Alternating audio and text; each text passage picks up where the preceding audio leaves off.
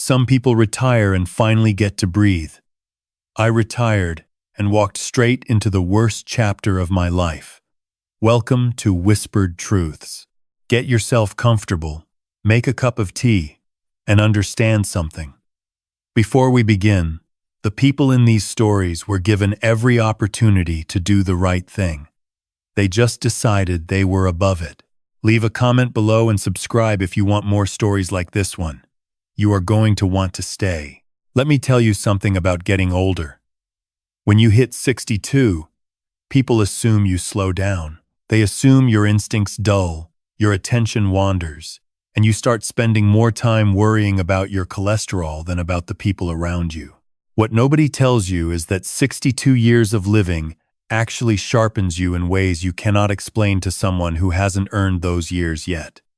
You notice things, small things, the kind of things that younger people walk straight past because they're too busy looking at their phones. I notice things I wish, for a long time, that I hadn't, but I did, and that noticing saved my wife's life. My name is Raymond, and this is the story of how I came to understand that the most dangerous person in a family is not always the stranger at the gate. Sometimes it is the one who has a key.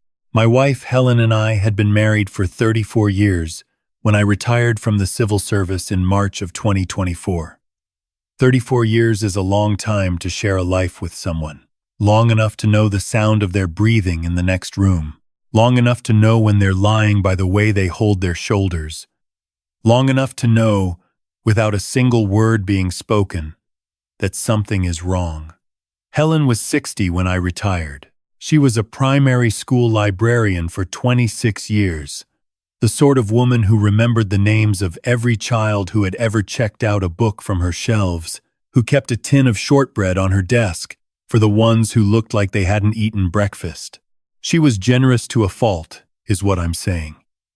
And I say that because it matters to what comes next. We had one child together, our son, Daniel. He was 31 at the time all of this happened. Married to a woman named Sasha for 3 years. They lived about 40 minutes from us in a suburb called Thornleigh, which is a perfectly nice suburb in a perfectly nice townhouse that I had helped them with the deposit on when they bought it in 2022. I want to be clear about that because it is relevant. I had helped them. Substantially. Not once, but twice, if you count the car I co-signed for Daniel when he was 28 and his credit history was, to put it diplomatically, still finding its feet. I had always wanted to believe the best of my son. I think most fathers do. You raise a child, you watch them take their first steps, you sit in the front row at their school concerts, you drive them to sport on freezing Saturday mornings when you would rather be in bed, and you build this idea of who they are in your mind, this composite of every good moment you shared, and you hold on to that composite like it is the truth. I held on to it longer than I should have. Helen had not been well for the better part of a year before I retired. She had started having spells. That was the word she used. Spells. Moments of dizziness. A persistent fatigue that a full night's sleep never seemed to fix. A general sense of heaviness that she dismissed as the natural consequence of aging. Her GP ran some blood work in October of 2023. Found nothing immediately alarming. Suggested she might be anemic. Gave her iron supplements and told her to come back in 3 months. Helen, being Helen, told me not to fuss, that she was perfectly fine, and then proceeded to quietly push food around her plate at dinner for the next 6 weeks rather than eat it properly. I fussed anyway. It is one of the privileges of 34 years. When I retired, I assumed the spells would improve. I assumed it was the stress of working, the early mornings, the long days, the children who needed more than she had to give. I assumed that with me home, with both of us home, things would settle. And for the first 2 weeks of March, they seemed to. Helen had some color back. She was sleeping better. She even suggested we plan a trip to the Barossa Valley for April, which was the most energetic I had seen her in months. I told my sister that I thought we'd turned a corner. I was wrong. The call came on a Wednesday afternoon in early April. I was at Bunnings, which feels like an absurdly mundane place to receive the kind of news that rearranges your entire world. I was standing in the garden section, looking at tomato seedlings, trying to decide between two varieties, when my phone rang. It was a nurse from Westmead Hospital. She said Helen had been brought in by ambulance approximately 2 hours prior. She was conscious but confused. Her blood pressure was dangerously low, and they were running tests. She said it carefully and clearly, the way medical professionals say it when they want you to understand without causing you to drive through a red light. I was in my car before she finished the sentence. The 40-minute drive to Westmead felt like 4 hours and 4 minutes simultaneously. I called our neighbor Margaret on the way, because Margaret had been the one to call the ambulance. She told me she had come over for their usual Wednesday morning tea and found Helen slumped on the kitchen floor beside the bench, barely responsive. She said Helen had been complaining the past few weeks of her hands going numb. I had not known about the hands. Helen had not told me about the hands. That detail sat in my chest like a splinter the entire drive to the hospital. What I had not expected, when I arrived at the emergency department and asked for Helen at the desk, was to be told that my son was already there. Daniel was in the family waiting room. He had, apparently, arrived about 40 minutes before me. He lived 40 minutes away. I had been 40 minutes away in the opposite direction. I had left immediately. I could not account, mathematically, for how Daniel had known to come. He was standing when I walked in. He looked at me, and his face did something I have turned over in my mind many times since. It went through several expressions in the space of perhaps 2 seconds. Something that looked like alarm, then something that looked like adjustment, then something that settled into what I can only describe as a performance of concern. If I had not been paying attention, I would have missed the first two. I was paying attention. I said, "How did you know?" He said, "Margaret called Sasha." I looked at him. Margaret had called me. I had not known Margaret had Sasha's number. Helen had apparently given it to her at some point as an emergency contact, and I had not known that either. I filed both things away and said nothing. The doctor who came to speak with us was a young woman named Dr. Priya Sharma, the kind of doctor who looks you directly in the eyes when she speaks and does not offer you reassurances she cannot guarantee. I appreciated that immediately. She said Helen was stable, that her electrolyte levels were severely disrupted, that her kidney function was showing markers of stress, and that the presentation was, in her words, somewhat unusual for a woman of 60 with no major prior health history. She said they were running a comprehensive panel and would know more within 24 hours. She said the word unusual twice. I noticed that too. Daniel sat beside me in the waiting room for an hour. He asked the right questions, said the right things, patted my arm at one point, in a way that was meant to be comforting. Sasha arrived around 7 in the evening, carrying 2 cups of coffee from the hospital cafe, which I took and thanked her for and did not drink. There was something in the way she looked at Daniel when she handed him his cup. Not a long look, just a quick one, the kind of look that carries a message.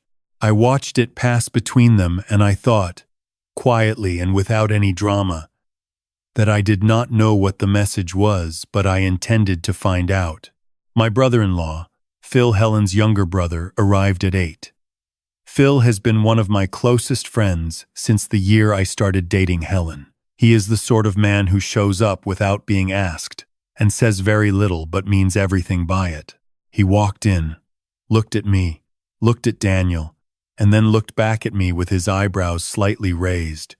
I gave him the smallest shake of my head. Not now. He sat down next to me, and we waited. Daniel and Sasha left around 9:30, saying they would come back first thing in the morning. I watched them go. Then I turned to Phil and said, "Daniel knew before I did." Phil was quiet for a moment. Then he said, "How is that possible?"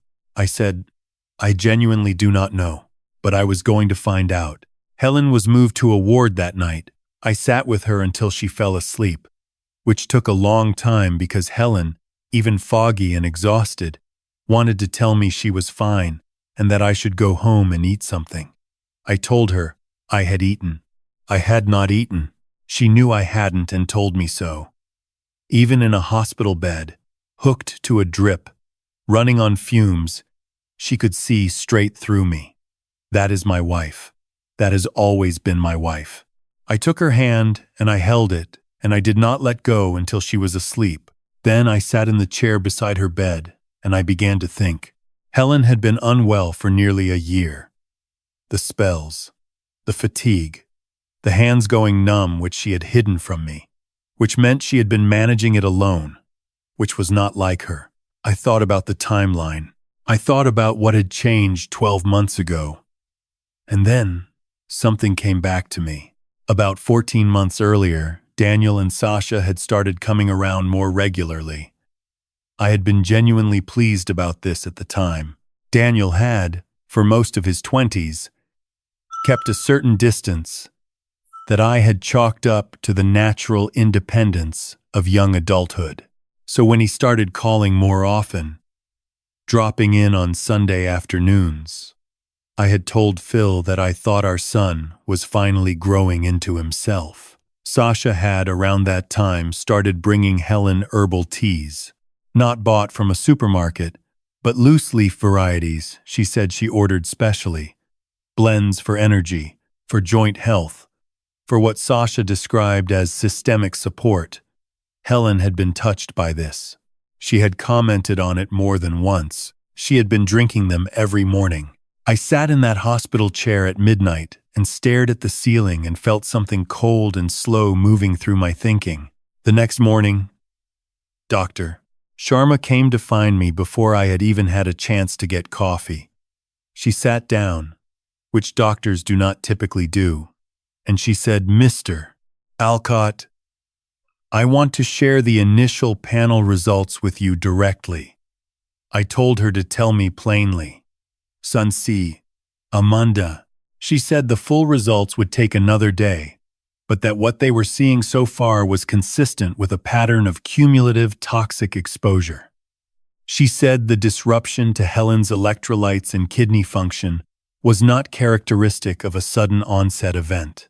She said it appeared to have been building, gradually, over an extended period of time, months, potentially longer.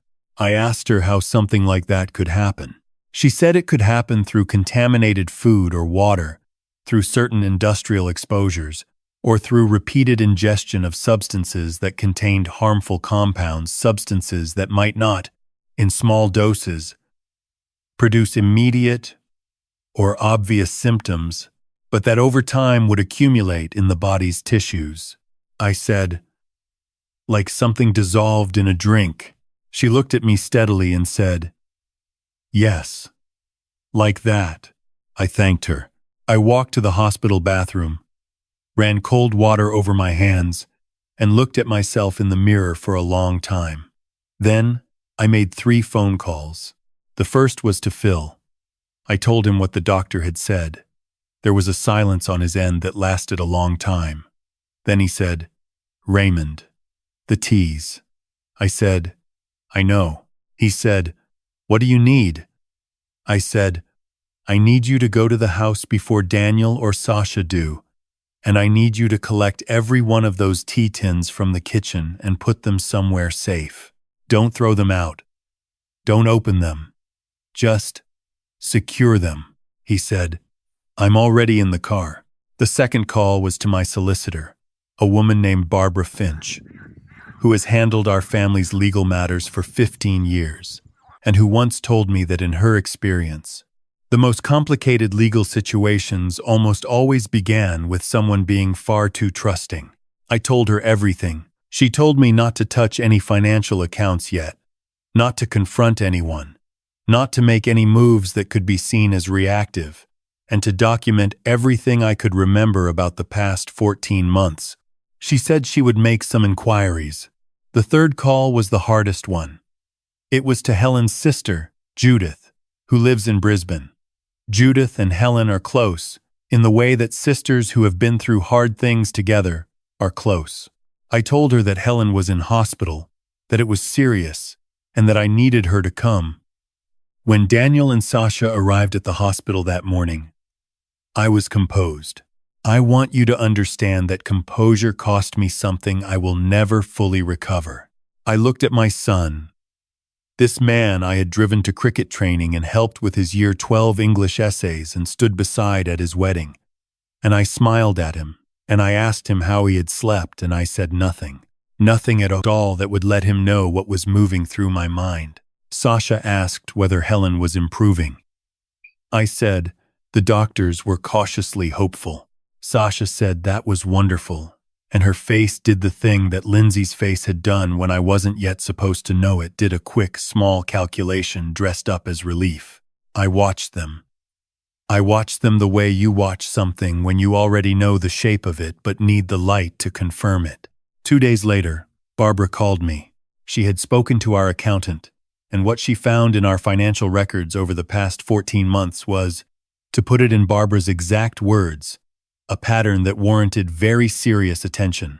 There had been transfers, small and irregular, from a joint savings account that Helen and I maintained for household expenses, an account that Daniel had been given view-only access to 3 years prior, so he could monitor it during a period when I was overseas for 6 weeks, and Helen had asked for the reassurance of having him able to see it, view-only, not transactional access, or so I had believed. Somewhere between 3 years ago and now, that access level had been altered.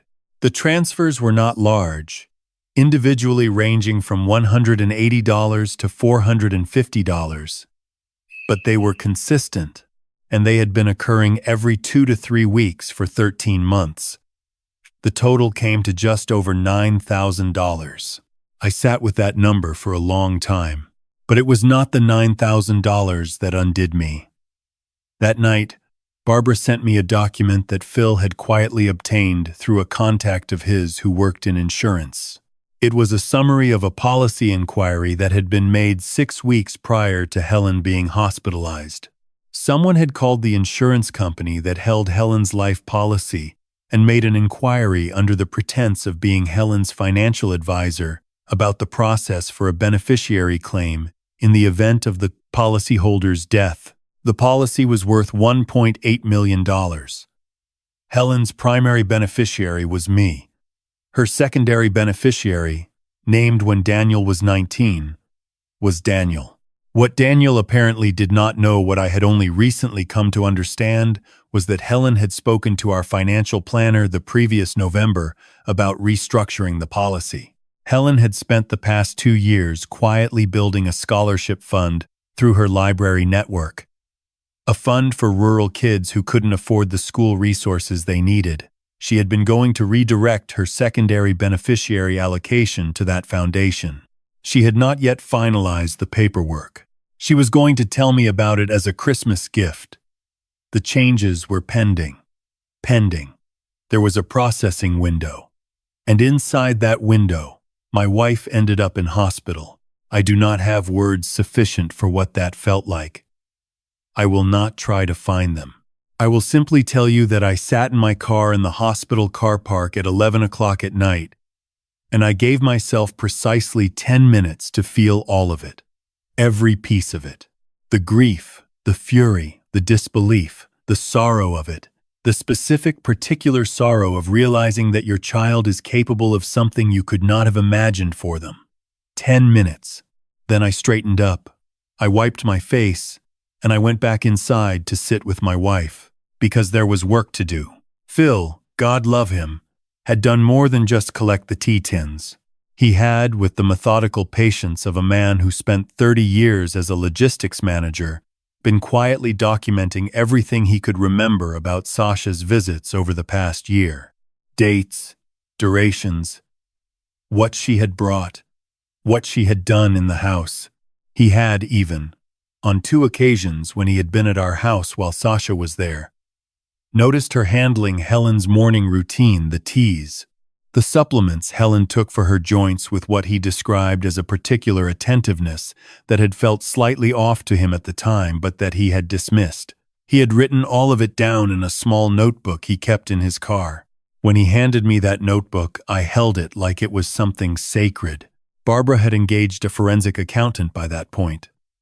The account access alteration had been traced to a device login that was not mine and not Helen's. It had occurred 18 months prior, during a period when Daniel had been at the house helping me set up a new internet router. I had asked him because he was better with technology than I was. I remembered that weekend clearly. I had been grateful for his help. I had made him lunch. I had thought, standing in our kitchen making toasted sandwiches, that I was lucky to have a son who came when you called. There are moments in your life that you revisit differently once you have new information. That weekend was one of them. The forensic results on the tea tins came back 10 days after Phil collected them. 2 of the 3 tins contained trace levels of a compound that Barbara's contact described as a naturally occurring but highly toxic substance. One that in low doses, dissolved without taste or color, that would not present dramatically in standard blood panels, but that over consistent exposure of 12 months or more would produce exactly the systemic symptoms Helen had been experiencing. The cumulative kidney stress, the electrolyte disruption, the fatigue, the numbness, the dizziness, all of it from her morning tea. Every morning, for over a year, I remember that Barbara was the one who told me this on the phone, and I remember that after she finished speaking, I sat completely still for a very long time, and then I said, very quietly, she brought those teas herself. She carried them into our home herself. Barbara said, I know, Raymond. I said, she sat at our kitchen table and had tea with my wife. Barbara said, I know. Then she said, Raymond, we have enough. The arrests were made on a Tuesday morning, 3 weeks after Helen was admitted. Barbara had coordinated with the detective assigned to the case. A thorough and precise woman named Senior Constable Wendy Okafor, who had been building the evidentiary package with the kind of care that comes from understanding what it means to get this right.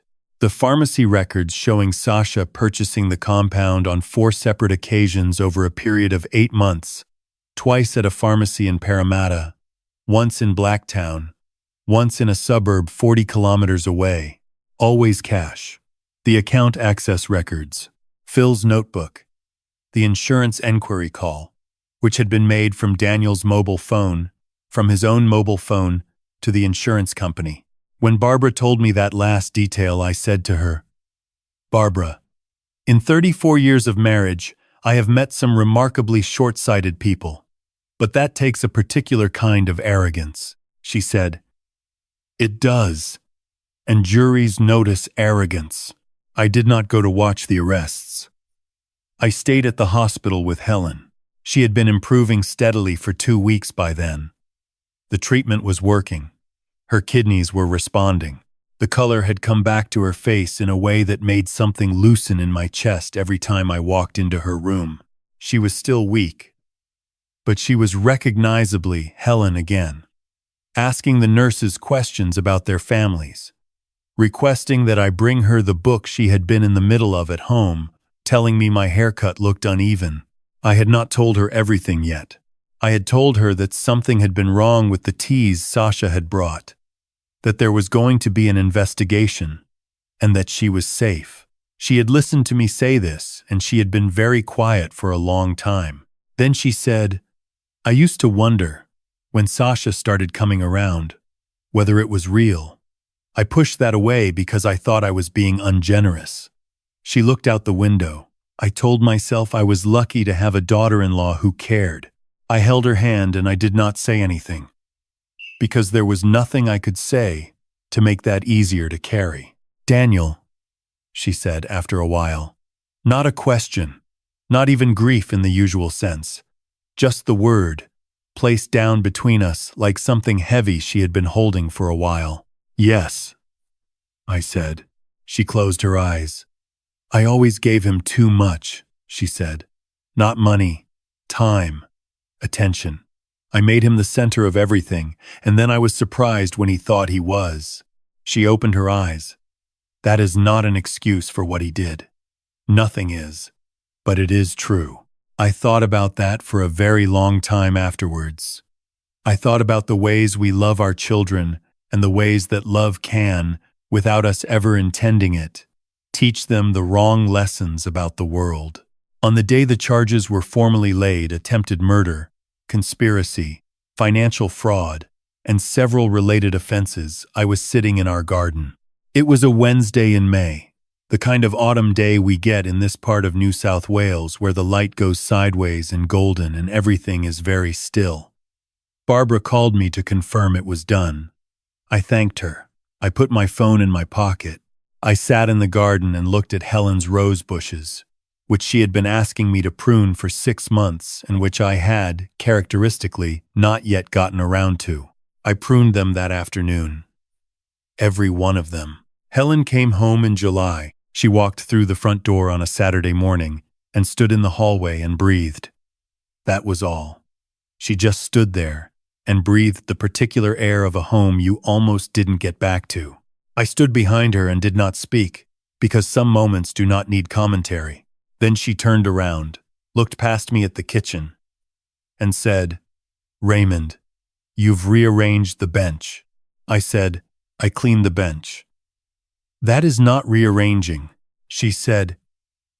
"You've moved the fruit bowl 18 centimeters to the left." I said, "I moved it because the afternoon sun hits it differently now that I've put up the new blind." She walked to the fruit bowl, moved it 18 centimeters back to the right, looked at me with the satisfaction of a woman who had survived considerable adversity and emerged fully herself, and said, "Put the kettle on." I put the kettle on. I made real tea from a box I had bought myself from the supermarket, a brand I had checked 3 times, and I brought it to the table, and we sat across from each other without a laptop or a worry or a cloud between us. Phil came over at noon. Judith was staying with us for the week. We had lunch together, and we talked about the Barossa Valley trip we were finally going to book, and Helen described in significant detail the exact specifications of the cheese platter she intended to assemble when we got there, and I thought, quietly and with a gratitude I do not have sufficient language for, there she is. There is Helen. There she has always been. The trial took 14 days. The jury deliberated for 6 hours. The verdicts were what the evidence demanded. I was in the courtroom. Helen was beside me, her hand in mine, her grip steady and certain. When it was done, she leaned over to me and said, very quietly, "I want to visit the library." I said, "Right now?" She said, "I haven't been back since March. I want to see it." So we went. We drove to her school, and the librarian, who had been covering her leave, met us at the door, and there were several staff members there who had clearly been tipped off, and there were some tears and a great deal of fuss, and Helen, who normally deflects that sort of thing, stood in the middle of it all and let herself be fussed over. I stood back and watched her. My wife, 61 years old, 3 months of treatment, a year of slow poisoning behind her, standing in her library surrounded by people who loved her. Exactly where she was supposed to be. I said at the start of this story that I retired and walked straight into the worst chapter of my life. That is true, but I want to correct something I might have implied. I did not walk in, unprepared.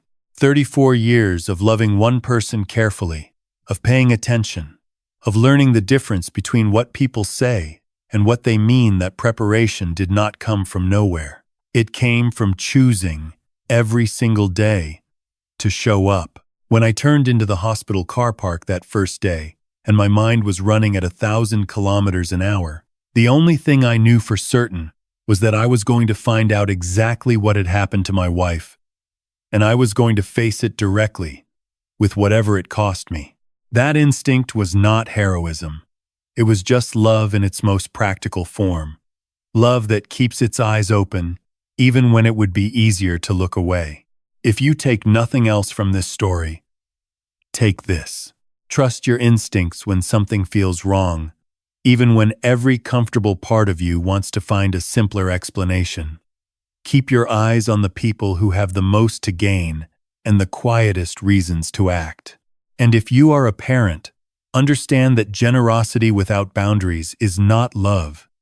It is a lesson in entitlement that your children will carry into the world and that you may one day have to reckon with. We give our children everything we have, and sometimes the most important thing we can give them is the experience of a limit. The understanding that the world does not belong to them simply because they want it to. That is not hardness. That is the most honest form of raising a person. Helen's foundation is moving forward. The scholarship fund she spent 2 years building quietly, without fuss, without fanfare, is going to award its first grants this coming spring. 12 students from rural New South Wales. She told me their names last week, all 12 of them. And her face, while she said those names, was worth every hard thing it cost us to get here.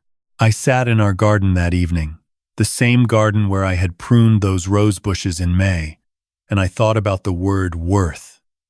Whether any of this was worth it, and I think the honest answer is that it is the wrong question. You do not get to choose whether hard things come to you. You only get to choose whether you face them. I faced this one. Helen faced it with more grace than I could have managed. And we are still here, both of us, in our home, with our tea, with our roses, with our life. That is enough. That is, honestly, more than enough. If this story moved you, if it made you think, please share it with someone who might need to hear it. And if you believe in keeping these stories alive, subscribe to Whispered Truths. Every story here is told because someone needed to tell it, and someone else needed to hear it. Thank you for listening. It means more than you know.